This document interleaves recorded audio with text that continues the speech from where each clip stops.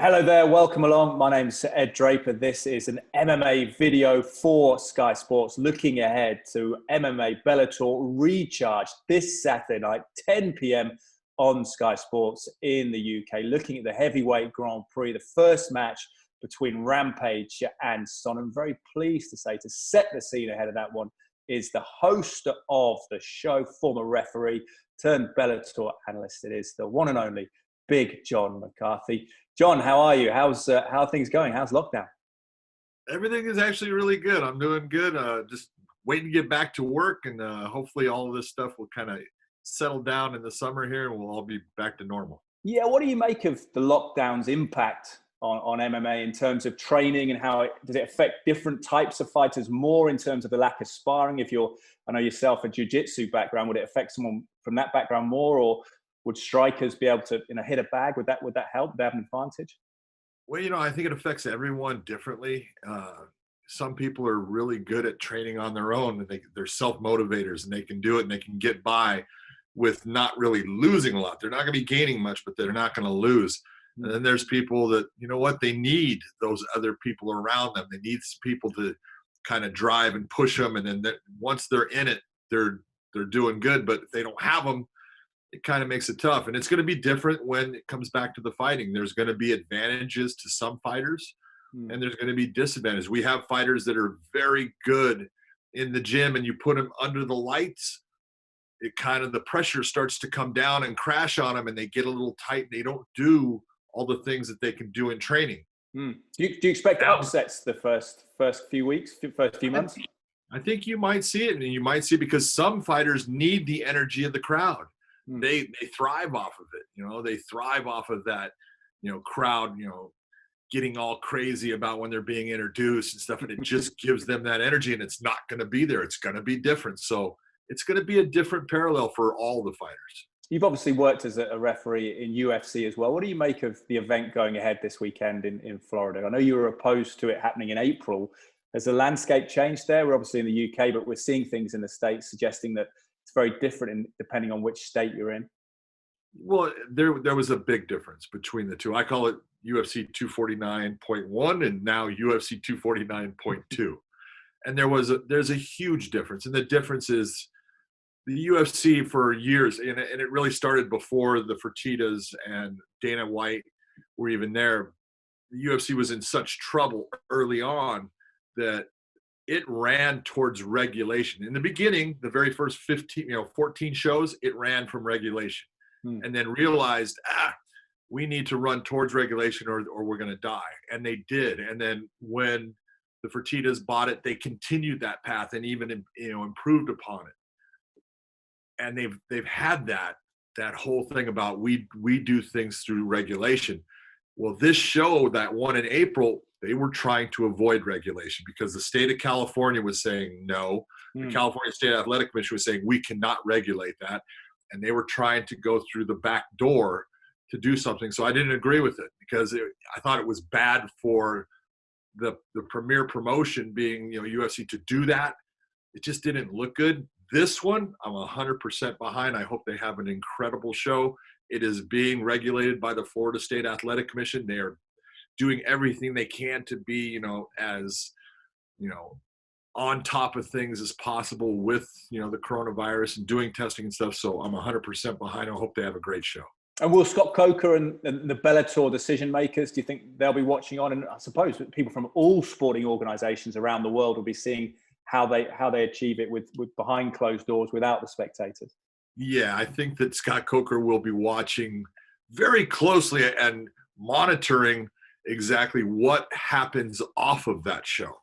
Because there's a lot, being the first to really come back, which they're kind of being, you have a lot of pressure on you for your own promotion, but every promotion, and including, combative sports like boxing, they're all looking at you going, don't screw this up. And so there is pressure there, and that's tough, and you got to try to do it right. And I believe that they will do it right. And by that, I think it's going to help the other people in combat sports come out and start getting back to being normal.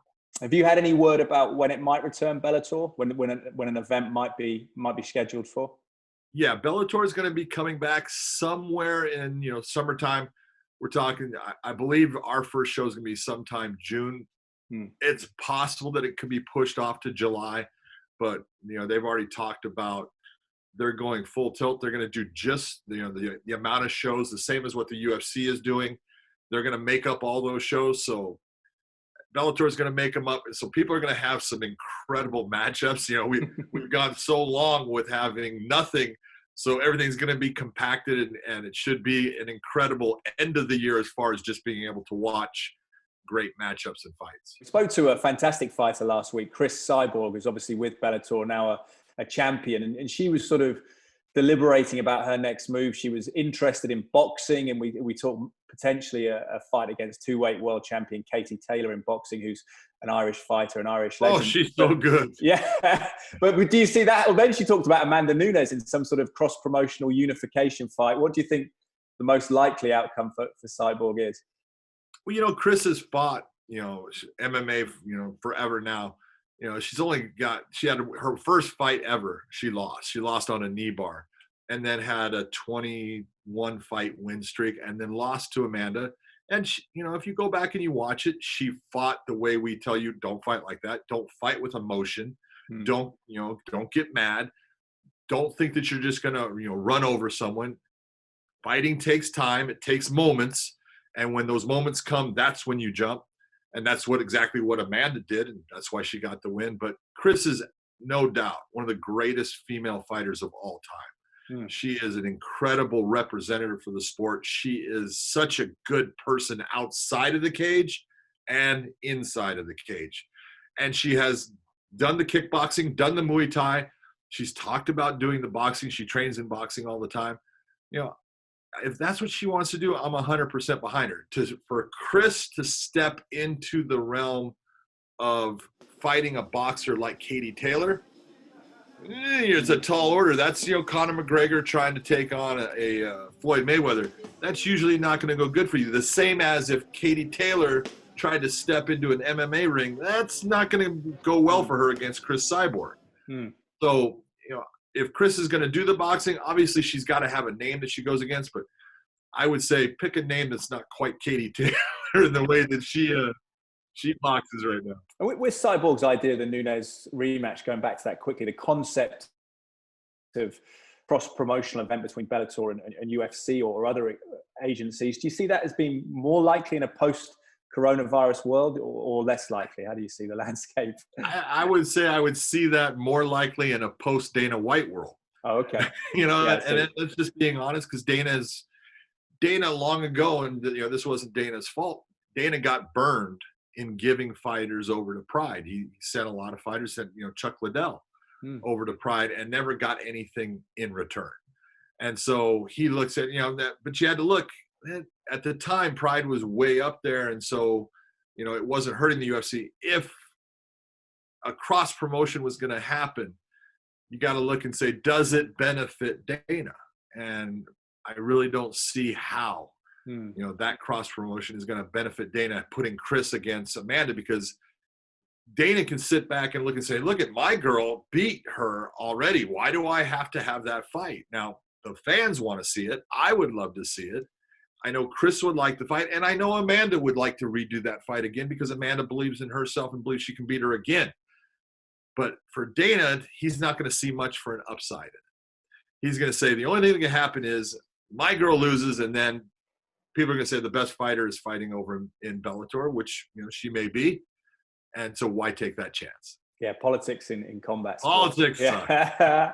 It's interesting, finally, on the women as well. I had this conversation with Cyborg. Do you feel combat sports, Katie Taylor, Cris Cyborg, whoever it may be, Amanda Nunes, that they really are the trailblazers for women's sport? They're headlining events. We had Liam McCourt in Dublin with Bellator as well. It seems to be that on the scale of women's sport, they seem to be right at the front in terms of equality. I think that if you're looking for equality in female sports, the combat world, especially MMA, boxing, not quite. It still doesn't have that level, but MMA, because of the fact that women are able to use not only punching like Katie can in the boxing, they're able to get submissions, they're able to do all of these different things. the fighting is the same, and people really can't sit there and say, oh, this fight's going to go, if it's in boxing, it's a 10-round fight, it's going to go to 10 rounds. That's what happened with women's boxing a lot with people saying, I know what's going to happen. People have no idea what's going to happen. You can get, knockouts by punches, elbows, kicks, knees in MMA. You can get all the submissions. And so I think that has helped. And the other fact that really helped is we've had a lot of really good trailblazers. We had Gina Carano, who represented the sport beautifully, just the way that she, tried to explain the sport and how she represented it when she was in the cage. And Cris being the person that, displaced her for a little bit, then Ronda Rousey came in, and Ronda did such a good job of making people believe that a female fighter could beat anybody. Hey, that's her job, and she elevated, women's MMA to a point where people really wanted to see it. And the other part is, every time the women get in the cage, for the most part, they really put on a show. They understand that, hey, I got to go for it, and they, for the most part, put on great fights. So that really helps in people saying, oh yeah, I want to watch that fight. Let's look back to 2018 when this was I guess an unheard of dream. It was like a kind of a sort of horror movie, wasn't it, in terms of previewing this? But 2018, when MMA had this heavyweight Grand Prix, what did you make of the idea at the time in terms of settling the title? I loved the fact, at the time Bellator had vacated the heavyweight title. It was Minikoff was the champion, and he had a contract dispute, and they let him go off and had an open title there. And I thought it was brilliance by Scott Coker to come out and do, a heavyweight tournament, bring in guys that were, world class, heavyweights, and bring in. I love the fact that he allowed Ryan Bader to come in, and that Chael Sonnen came in. There were guys that were fighting actually at light heavyweight. People get this idea because of weight that it's going to be that the bigger guy's always going to win. It's not always true. Speed has a lot to do with everything. And just, that's how the sport came about. Royce Gracie was this guy who he had this technique, and that technique, as long as he could deliver that, he was going to get a win being the smaller guy. And so heavyweights are always mystical. They can always touch you with one shot and it's over, and that that can happen. But he had put in some really top flight heavyweights, with Roy Nelson and Fedor and Frank Mir being in there. I thought it was a great idea to see who was going to end up with that title around their waist. And the fight we're going to show on Sky Sports, obviously the first quarterfinal, Rampage against Chael Sonnen. Going into that, were there similarities between the two? Obviously, I believe both had turned 40, both had a wrestling background initially. I think Jackson at one point had fought at light heavy as well. Did you see a similarity between the two? How did you see it going in? I looked at it going in.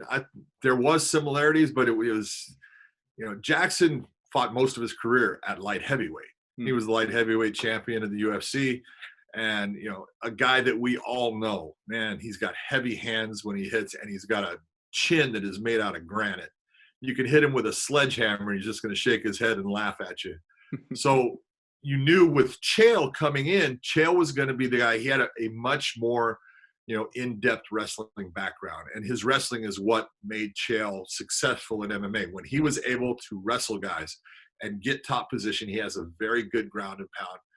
And Rampage had complained throughout his entire career about guys that tried to wrestle him. And you knew, well, guess what, man? It's coming, because it's the only way that Chael is going to be able to stay in this fight is to be diverse, be on the feet, try to land good shots, but mix it up and try to make you have to deal with the takedown so much that it starts to slow you down. It starts to take away your offense because you're worried about his offense and him taking you down. And that was the game plan for both. Jackson's was to touch Chael on the chin with a hard one that was going to put him out, and Chael's was, I've got to do more. I've got to do this entire system of taking you down and wearing you out. And I thought it was a great matchup in the beginning round just because of the personalities. Quentin is, people know him from all over, and he's got a great personality.